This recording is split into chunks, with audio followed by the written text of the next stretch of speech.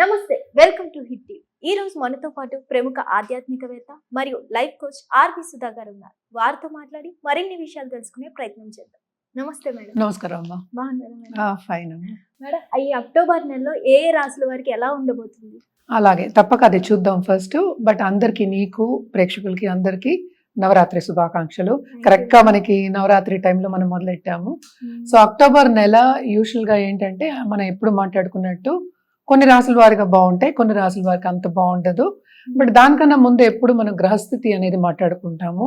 ఎందుకు గ్రహస్థితి మాట్లాడుకోవాలి అంటే ఏంటంటే, నేను వేరే ఇంటర్వ్యూస్ లో కూడా చెప్పున్నాను అనమాట. చాలా మంది కూడా కమెంట్ కూడా చేస్తున్నారు, మీరు చెప్పింది 5 నిమిషాలు గ్రహస్థితి గురించి అయిపోతుంది అని. బట్ గ్రహస్థితి తెలియకుండా మనం ఏంటంటే ప్రెడిక్షన్స్ ఇవ్వలేము. అంటే మన జాతక రీత్యా మనం ప్రెడిక్షన్స్ ఇస్తున్నాము, మంత్లీ ప్రెడిక్షన్స్. అంటే అక్టోబర్ నెల అయినా సరే, మన నవంబర్ అయినా సరే, డిసెంబర్ అయినా సరే, మళ్ళీ ఉగాది వచ్చినప్పుడు కూడా మనం అలాగే చెప్పి కొంతవరకు అంటే గోచారం ప్రకారం చెప్పి మనం చెప్పడం అనేది జరుగుతుందన్నమాట.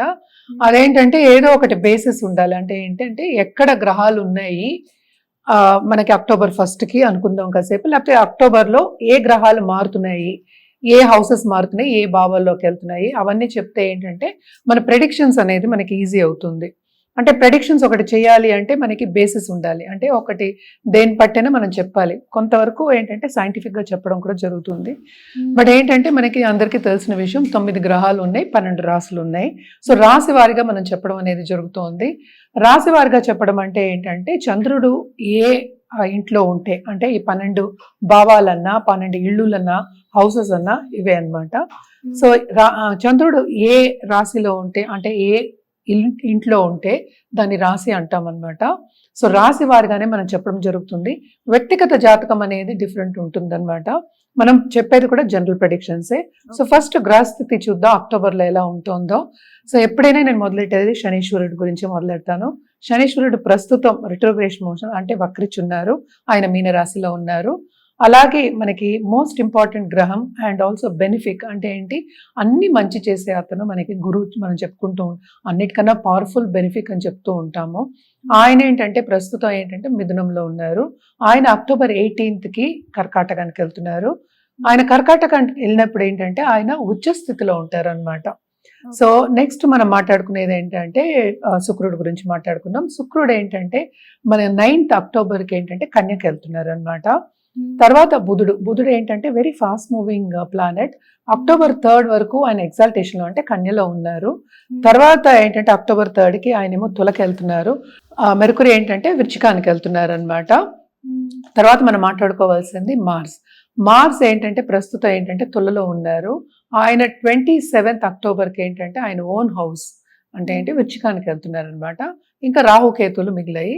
సో రాహు ఏమో కుంభంలో ఉన్నారు, కేతు ఏమో మనకి చూసామంటే సింహంలో ఉన్నారు. And also sun most important planet. ఆయన ఏంటంటే 17th అక్టోబర్కి ఏమో తులకి వెళ్తున్నారు. ఆయన తులకి వెళ్ళినప్పుడు ఏమవుతుందంటే ఆయన డెబిలిటేషన్ నీచ స్థితిలో ఉంటారనమాట. సో ఎవరెవరికి బాగుంటుంది అంటే జనరల్గా చెప్పడం అనేది జరుగుతోంది. సో బేసిక్గా ఏంటంటే వృషభానికి బాగుంది, అలాగే ఏంటంటే మిథునానికి బాగుంది, కర్కాటకానికి బాగుంది. అలాగే మనం చెప్పాలి అంటే మనకి కొంతవరకు మనం చూసాము అంటే వృచ్చికానికి కూడా బాగానే ఉంటుందన్నమాట. ఎందుకంటే గురు చూపు ఉంది second half of this month. అలాగే కుంభానికి బాగుంది, మకరానికి కూడా బాగుందన్నమాట. సో ఇవి కానీ ఏల్నాట్స్ అని ఏంటంటే మనకి మేషానికి, అలాగే కుంభానికి, అలాగే ఏంటంటే మనకి మీనానికి ఉన్నాయన్నమాట. ఆయన వక్రిచి ఉన్నారు కనుక ఆయన నవంబర్ 28కి మారుతున్నారు అనమాట. అంటే డైరెక్ట్ అవుతున్నారు, మీనంలోనే ఉంటారు. సో మళ్ళీ గ్రహస్థితి నెక్స్ట్ మంత్ వచ్చేప్పటికి మారుతూ ఉంటాయి. ఏదైనా సరే ఇవి జనరల్ ప్రెడిక్షన్స్, మన వ్యక్తిగత జాతకం మీద మనం అది ప్రెడిక్షన్స్ అనేవి మారుతూ ఉంటాయి. అంటే ఒక పరిహారం చేయాలి అంటే కనుక. బట్ ఇవి కూడా ఈ రాశుల వారు కూడా పరిహారం చేయొచ్చు. ఎలాగో నవరాత్రులే కనుక. సో నవరాత్రులు దేవి ఏ దేవి పూజించాలో ఒక్కొక్క రాశి వాళ్ళు మనం మాట్లాడుకోవచ్చు. మేడం, మీనరాశి వారికి ఈ అక్టోబర్ నెలలో ఎలా ఉండబోతుంది?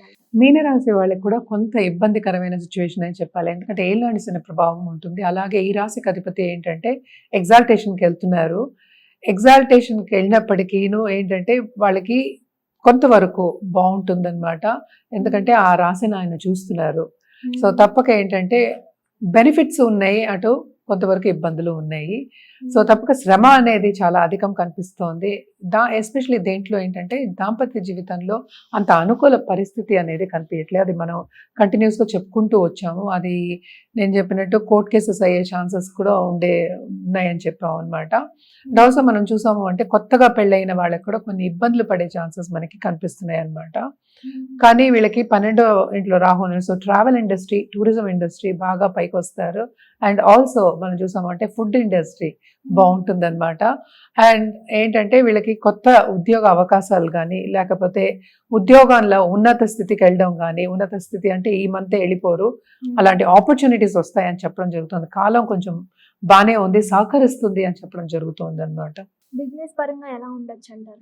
బిజినెస్ పరంగా కూడా లక్ అనేది వీళ్ళకి కొంతవరకు ఫేవర్ అవుతుంది. సో తప్పక ఆ దిశలో నడవడం అనేది జరుగుతుంది అనమాట. ఎస్పెషలీ మనం చూసామంటే నేను ఇందాక చెప్పినట్టు టూరిజం ఇండస్ట్రీ, ట్రావెల్ ఇండస్ట్రీ, అలాగే మనం చూసామంటే మెటల్ ఇండస్ట్రీలో ఉన్న వాళ్ళు, ఎస్పెషలీ ఇవన్నీ చేస్తూ ఉంటారు కదా, జెమ్ స్టోన్స్, లేకపోతే గోల్డ్, సిల్వర్, ఇవన్నీ చేస్తూ ఉంటారు కదా, వాళ్ళకి చాలా బాగుంది. వాళ్ళు బ్రాంచెస్ పెట్టే అవకాశం కానీ, ఎస్పెషలీ జ్యువెలరీ బిజినెస్ బ్రాంచెస్ పెట్టే అవకాశం కానీ, కొత్త క్లయింట్స్ వచ్చే అవకాశం కానీ చాలా ఎక్కువ కనిపిస్తుంది అనమాట. స్టూడెంట్స్ కానీ అన్ఎంప్లాయీస్ కానీ ఎలా ఉండబోతుంది? తప్పక వీళ్ళకి నేను ఇందాక చెప్పినట్టు ఇంటర్వ్యూ అవకాశం అంటే ఏంటి, ఉన్నత స్థితికి వెళ్ళే అవకాశం అంటే తప్పక ఇంటర్వ్యూస్ వచ్చాయి అంటే నిరుద్యోగులకు ఉద్యోగ అవకాశం వస్తుంది. అలాగే ఉద్యోగంపై ఇంట్లో కూర్చున్న వాళ్ళకి కొత్త చిగురు అనేది కనిపిస్తుంది. ఇవన్నీ కొంతవరకు బాగుంటాయి. ఎందుకంటే జూపిటర్ చూపు ఉన్నప్పుడు, గురు చూపు ఉన్నప్పుడు, మనం ఇది మాట్లాడుకునేది second half of this month, first half కాదు, పూర్తిగా కాదు. So second half of this month వీళ్ళకి కొంత అవకాశాలు, మంచి అవకాశాలు, అలాగే గుడ్ ఫార్చ్యూన్ వచ్చే ఛాన్సెస్ ఉన్నాయి. అంటే మంచి రోజులు వచ్చే ఛాన్సెస్ ఉన్నాయి. అంటే ఏంటి, అలా వచ్చేసేది 15 రోజుల్లోనే అన్ని వచ్చేయాలంటే కాదు, దానికి శ్రమ అనేది ఉంటుంది. ఏల్నాడ్స్ అనే ప్రభావం తప్పక ఉంటుంది అనమాట. సో అన్నిట్లోనూ డిస్టర్బెన్సెస్ అనేది కొంతవరకు ఏంటంటే తగ్గుతుంది, బికాస్ గురు చూపు ఉంది కనుక. ఆరోగ్యపరంగా ఎలా ఉండవు? ఆరోగ్యం కూడా కొంతవరకు కుదుట పడుతుంది. కానీ ఇంట్లో ఉన్న పెద్దల ఆరోగ్యం కానీ, పిల్లల ఆరోగ్యం కానీ, కొంచెం ఇన్ఫెక్షన్స్ వచ్చిన వాళ్ళకి కొంత ఖర్చులు అనేవి అవుతూ ఉంటాయి అన్నమాట. సో ఎప్పటికైనా ఆరోగ్యం చూసుకోవాలి. ఆరోగ్యం తర్వాతే అన్ని, ఆరోగ్య మహాభాగ్యం. ఏదైనా నలతో వస్తే కనుక తప్పక డాక్టర్ని సంప్రదించడం అనేది వెరీ వెరీ ఇంపార్టెంట్. మరి వీళ్ళు ఎలాంటి పరిహారం చేస్తే బాగుంటుందంటారు? తప్పక వీళ్ళు కూడా గురు కాళ్ళు పట్టుకోవాలి, దాంతోపాటు శని కాళ్ళు కూడా పట్టుకోవాలి. సో వీళ్ళు కూడా ఏంటంటే సర్వీస్ చేయడం అనేది చాలా మంచిది. అంటే ఏంటంటే వృద్ధాశ్రమంకి వెళ్ళి, అనాథాశ్రమంకి వెళ్ళి సేవలు చేయడం కానీ, లేకపోతే విరాళాలు ఇవ్వడం కానీ, అన్నదానం చేయడం కానీ, ఇవన్నీ చేసుకుంటే చాలా మంచిది. అండ్ ఆల్సో శని జపం కంటిన్యూస్గా చేయడం మంచిది. శనికి దానం ఇవ్వడం మంచిది. అంటే ఒక నల్ల మేకు, నల్ల గొడుగు, నల్ల బట్ట, అలాగే నల్ల నువ్వులు మనం చెప్పుకుంటాం అన్నమాట. అండ్ ఆల్సో మనం ఎప్పటికైనా చెప్పేది ఏంటంటే దీపం పెట్టుకోమని చెప్తూ ఉంటాం. సో తైల దీపం తప్పక పెట్టండి, మీకు మంచి జరుగుతుంది. సో మనం ఇప్పుడు మాట్లాడుకున్నది ఏంటి, 12 రాసులు మాట్లాడుకున్నాం అక్టోబర్ నెలకి. ఆ రాసులకి మనం ఏంటంటే ప్రెడిక్షన్స్ చెప్పాం. ఇదేంటి, ఒక మంత్కి మనం మాట్లాడుకున్నది. ఏదైనా సరే, ఎప్పటికైనా సరే వ్యక్తిగత జాతకం మీద ఆధారపడి ఉంటుంది. ఏంటి, మన పరిహారాలు కానీ, లేకపోతే ఒక జాతిరత్నం కానీ, జపాలు కానీ, లేకపోతే పూజలు కానీ, ఏదైనా సరే వ్యక్తిగత జాతకం మీద ఆధారపడి ఉంటుంది. ఎందుకని దాని గురించి మాట్లాడుతున్నాము అంటే, ఇట్ ఈస్ బికాస్ వ్యక్తిగత జాతకం చూసినప్పుడు మనం కరెక్ట్గా సొల్యూషన్ అనేది ఇవ్వడం జరుగుతుంది. అంటే ఒక ప్రాబ్లంకి సొల్యూషన్ వస్తే కానీ, అది సొల్యూషన్ కూడా ఏంటంటే ఏ సొల్యూషన్ ఇవ్వాలి అనేది, అంటే రెమెడియల్ మెషర్స్ కింద, పరిహారం కింద ఇవ్వడం అనేది జరుగుతుంది. సో అది కూడా వ్యక్తిగత జాతకం పరిశీలించిన తర్వాతే ఇవ్వడం. అంటే ఈజీగా వాళ్ళకి పనులు అవుతాయి. అలాగే ఏంటంటే వాళ్ళ లైఫ్ కూడా బాగుండాలి. ఎవరైనా సరే పైకి రావాలనే కోరుకుంటారు. సో వాళ్ళ లైఫ్ పైకి రావాలి అంటే, వాళ్ళు కోరుకున్నది అవ్వాలి అని చెప్పడానికి కూడా ఈ పరిహారాలన్నీ యూస్ అవుతాయి అన్నమాట. మన పరిహారాలు చేయాలి తప్పక, జనరల్ పరిహారాలు. కానీ వ్యక్తిగత జాతకం చూసి పరిశీలించి చెప్పిన పరిహారాలు ఎప్పటికైనా ఏంటంటే ఈజీగా మిమ్మల్ని ముందుకు తీసుకెళ్తాయి అన్నమాట. సో తప్పక వ్యక్తిగత జాతకం పరిశీలించుకున్న తర్వాతే పరిహారం చేయడం అనేది మంచిది. మనం ఇప్పుడు మాట్లాడుకునేదంతా జనరల్ పరిహారాలు. హిట్ టీవీ యాప్, ఇందులో short news, live news, entertainment shows, movies, digital magazines తో పాటు మీ జిల్లా వార్తలను కూడా ఫ్రీగా చూడొచ్చు. ఇంకెందుకు ఆలస్యం, వెంటనే హిట్ టీవీ యాప్ ని డౌన్లోడ్ చేసుకుని ఫ్రీగా ఎంటర్టైన్మెంట్ పొందండి. Hit TV app. Hit TV app. Please download hit TV app. Hit TV యాప్ని ఫ్రీగా డౌన్లోడ్ చేసుకొని ఎంజాయ్ చేయండి. మీకు నచ్చిన ఎంటర్టైన్మెంట్ కోసం హిట్ టీవీ యాప్ ని ఫ్రీగా డౌన్లోడ్ చేసుకుని ఎంజాయ్ చేయండి. హిట్ టీవీ యాప్ ని డౌన్లోడ్ చేసుకుని ఆస్వాదించండి, ఆశీర్వదించండి. ఇంతమంది సెలబ్రిటీలు హిట్ టీవీ యాప్ ని డౌన్లోడ్ చేసుకోండి అని చెప్తున్నారంటే ఎంత మంచి యాప్ ఆలోచించండి.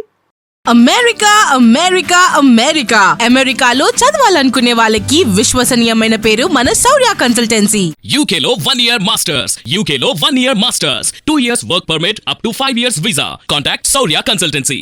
Contact 89851 89851.